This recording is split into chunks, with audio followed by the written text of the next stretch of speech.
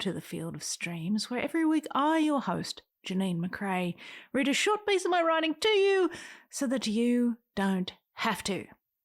Think of it as a gift you never asked for.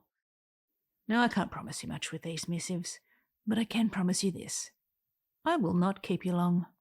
That said, let's get going. Today, we're talking about bison. Well, sort of. The title may have hipped you to that, but it's not going to go exactly the way you think it's going to go. If you were to judge purely by the title, which you will soon hear me announce and is also the name of this episode, it is an example of a grammatically correct sentence made up entirely of one word. That word is buffalo, repeated 8 times. Grammar. So we're going to talk about lexical ambiguity and how weird that sentence is? No, we're not. Because that sentence was not the inspiration for what I'm about to read to you. But I figured since I was talking about buffalo, that title would fit perfectly because it sort of, maybe just a little, summed up the thrust and theme of it, of what I'm getting at with this week's bit of writing, which is use your whole buffalo. Buffalo, buffalo, buffalo, buffalo, times 2. Use them all the buffs. Hello. That sounded weird. So if the inspiration wasn't that sentence, Janeen, what was it? Well, it came from me reading some random thing that I can't point you to because I didn't bookmark it because I guess I'm bad at this. But it was talking about how the Plains Indians would use every part of the buffalo, so to speak.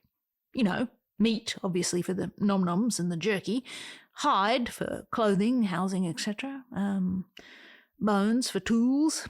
I'm not going to list everything, but the indigenous Americans of this land who were in the presence of buffalo did their level best to use as much of it as they could and not waste a single hoof or horn or intestine or sinew, etc., etc. Cool. Now, as I am prone to do, reading something like that got me to thinking. Use the whole buffalo. Buffalo. The buffalo, in this metaphor, is you and your life. And in the thing I'm about to read, I advocate for consuming everything in it and using it to make your art. It's all inspiration-worthy. Use it all. Use every part to inform your art. As an aside, before we get into my dramatic reading, I shall put a link to a TED Talk video that explains why the buffalo times 8 is a grammatically correct sentence. I'll put that link in the description. And I hope after you watch it that your brain is not broken. Lexical ambiguity. Have fun with that. Let's get into the reading. Adjust your volume to a reasonable level, get comfy, and please allow me to read to you a piece of my writing called Buffalo, Buffalo, Buffalo, Buffalo, Buffalo, Buffalo, Buffalo, Buffalo. Use your whole buffalo. Consume yourself nose to tail to the brink of your inevitable and glorious extinction. Make yourself a menu. Gobble up the experience of your 5-course body until it speaks back its compliments to the chef with a loud and righteous burp. Carve and cut and eat and swallow and devour the imprints of experience writ large upon your carcass until there is nothing left but a human husk, a bag of bones jangling in the leathery suitcase of your body. Then use that too. Waste not, want not. With a butcher's blade, chef's eye, and artist's mindset, you will express your purpose. Consume thyself until you know thy taste as intimately as the feel of your tongue upon the ceiling of your mouth. My tongue, my mouth, my taste. Start anywhere. Take your nose, stick it in the crotch of every little and big thing that interests you, music, people, life, and experience. Sniff out the scent of the interesting, the possible, and the looming failures that will unlock your world. Find pleasing aromas and nose-flaring disgusting ones and inhale them so deeply that your lungs burn with the threat of immolation. Burn and burn and burn. Consume every stinky breath, your distressed huffs, your fearful gulps, your ragged cries and jagged sighs, and absorb them into your complex universe of influences. Turn your nose into a mouth and eat it all. Distribute this high-calorie life nutrition within your work. Prick up your ears to the chorus crack and snap of your body moving on without you. Skewer those flaps of cartilage and skin and make of them a ghoulish kebab to wave about and catch the sounds of the world. Waves and voices and explosions and songs, funnel these signals throughout your body. Conduct the symphonic arrangement of mankind on a knife's edge and hit record. Remix the masters and express at will. Set your dial to flay and fashion from your hide the toughest of skins, capable of rejecting all barbs of jealousy and critique spat in your direction. Don't skimp on the prep. Use a fleshing blade to work it, salt it, dry and tan it, then stretch and pull and tug all corners as you work to soften all aspects of your existence. A supple soul yields a supple leather, pliant and soft, but tough and durable.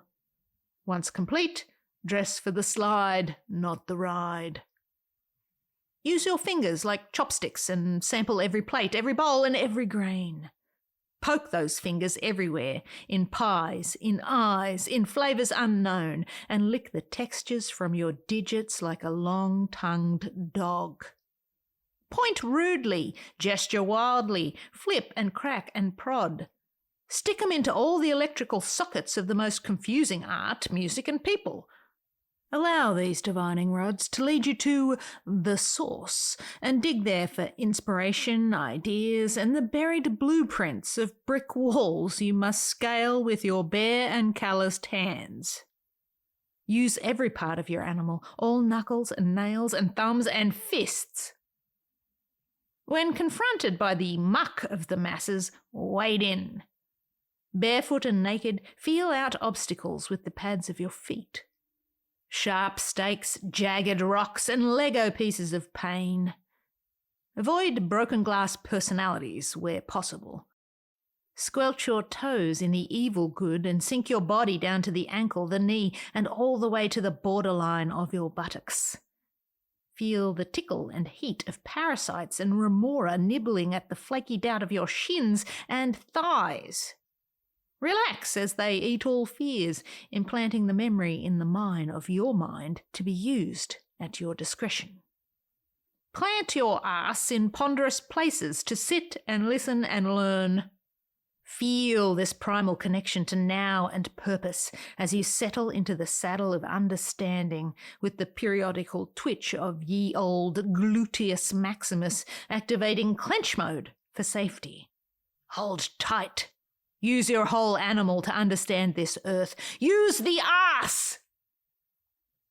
Heed belly borborygmus and eviscerate the guts of your imagination for a psychic reading of its contents. Examine the rumblings of your post-digestion disembowelment with the detachment of a stranger. These are just guts. You have them. Here they are.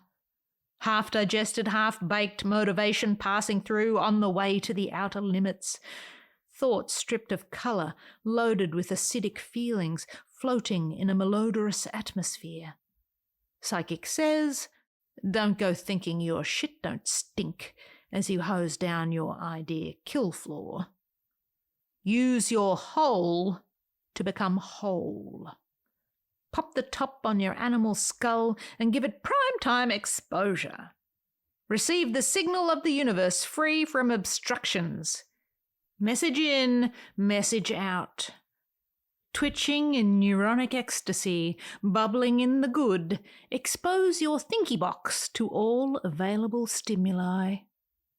All emotion, all experience, all kinds, and all things. Let it go stale in the light to take on new moulds and fungi and watch them bloom as miraculously as mushrooms in a cow pat. When you eat your brain eats. This is some Michelin-level Ouroboros intellectualism here. Or basic science, you choose. Release your heart from its cage and let it abseil off the cliffs of uncertainty. Rub your fats on other people's plates to enrich the flavours of their meals. Make your bones into implements of war to defeat the enemies of creation. Process your muscle memory into a spicy jerky to sustain you through the lean times.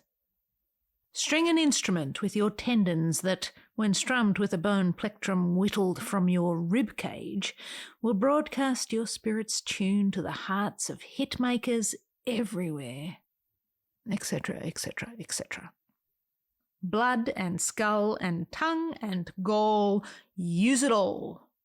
Draw from it the lessons of the body, your body, broken and beaten yet levitating with the constancy of disappointment dancing with victory. Write your life. Sing your song. Paint your watercolours while on the banks of dangerous rivers. Honour your body of work, your body of experience, the instrument of your life, by utilising every last piece of it in your creative diet. Use your whole buffalo, all the nouns, the verbs, and the adjectives of your life, before someone else decimates life on your prairie for fun and profit. And there you have it, today's episode. I share these missives to show you that ideas can come from anywhere, so look everywhere. Then go make something. Use your whole buffalo. If you enjoyed this episode, let me know, or share it, or save it, or whatever. But for now, I'll leave you with this. Love what you love, and I'll see you out there making stuff.